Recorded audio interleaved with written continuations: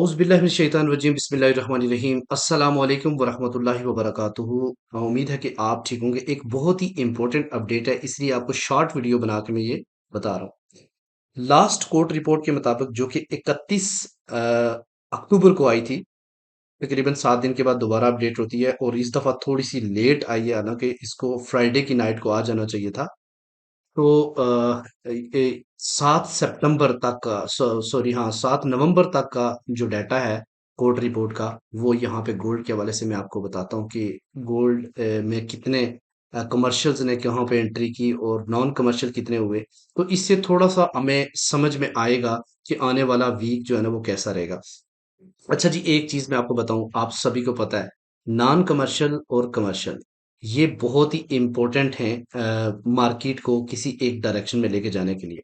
अब हम ये तज्जिया करेंगे कि जो नॉन कमर्शियल है इस वीक यानी जो रिपोर्ट्स आई है 7 नवंबर तक की, उसके मुताबिक अगर हम देखें तो तकरीबन जो चेंजेस इसके अंदर है ये 600 लोग, 600 नॉन कमर्शियल ट्रेडर्स हैं जिन्होंने एंट्री की है लॉन्ग के अंदर यानी बाय के अंदर वो एंटर हुए। ठीक है, लेकिन अगर हम उसी हिसाब से अगर हम देखें तो 2191 यानी 2191 जो नॉन कमर्शियल उन्होंने एग्जिट किया है सेल को, यानी सेल से वो निकले हैं।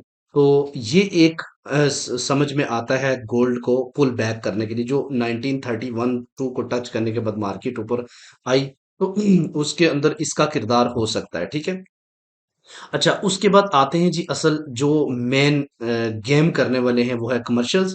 तो कमर्शियल ने क्या किया, कमर्शियल 4680 ने इंटर हुए हैं मार्केट के अंदर, मतलब इन्होंने लॉन्ग के अंदर एंट्री की है।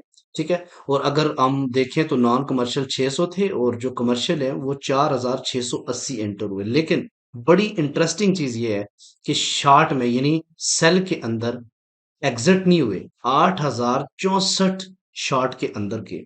पहले भी मैंने आपको बताया था कि ये 16,000 थे, और जिस जब मार्केट 1992 से इन्होंने गिराई नीचे, तो इस वक्त की भी अगर आप गौर करें तो ओवरऑल जो है ना वो शॉर्ट के अंदर ज्यादा है। ठीक है, शॉर्ट के अंदर यानी सेल की डायरेक्शन में ज्यादा है। और मार्केट को अब करेंगे क्या मैं बताऊं, देखो अगर एवरेज देखें तो 7,847 जो है ना ये लॉन्ग है और 8,440, कोई खास फर्क नहीं है। ठीक है, लेकिन फिर भी जो शॉर्ट है उस साइड पे ज्यादा है।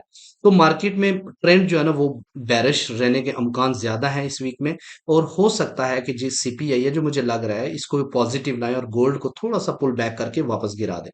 चांसेस यही है कि गोल्ड को ये बैरिश करेंगे और मजीद नीचे की तरफ गिरा सकते हैं। तो ये चीज आपने समझनी है। इसी वजह से कोर्ट रिपोर्ट बताने का मकसद यही होता है कि आप लोगों को आइडिया हो जाए कि पिछले, चूंकि इनका एक चीज होती है कि ये लोग बहुत लॉन्ग एंट्री करते हैं। ऐसा नहीं होता कि आप भी हमने लगाया और 1 घंटे की कैंडल से हमने एग्जिट हो गए। तो ये कम अज कम वीकली ट्रेड करते हैं, मंथली ट्रेड करते हैं, पोजिशनल ट्रेड करते हैं, स्विंग ट्रेड करते हैं। तो इनका इससे अंदाजा हो जाता है कि ज्यादा किस डायरेक्शन में बैठे हुए हैं। अच्छा अगर हम ग्राफिकली रिप्रेजेंटेशन देखें तो शॉर्ट्स जो है ना वो 72% कमर्शियल्स, शॉर्ट्स में 72% है, आइडिया देखें। ठीक है, और लॉन्ग में सिर्फ 27% है। तो आप अंदाजा करें कि कमर्शियल मार्केट को ज्यादा गिराते हैं। और अगर इसके अक्रॉस सेकंड देखें नॉन कमर्शियल, तो वो 73% लॉन्ग में है और 26 सिर्फ शॉर्ट में। तो ओवरऑल रिपोर्ट के मुताबिक मार्केट क्या हो सकती है, पहले ऊपर जा सकती है और फिर नीचे, यानी इस वीक के अंदर बहुत ज्यादा पजल करने वाली है मार्केट। इसलिए एहतियात के साथ ट्रेड करें और मुहतात रहें। ठीक है, उम्मीद है कि ये वीडियो आपको पसंद आई होगी, और अगर जब भी कोर्स रिपोर्ट आएगी इंशाल्लाह ताला आपका भाई इसके पे वीडियो बनाएगा। अगर पसंद आती है तो कमेंट सेक्शन में लिखें यस कंटिन्यू, तो इंशाल्लाह ताला हम इस पे वीडियो बनाते रहेंगे। Thank you, Allah Hafiz.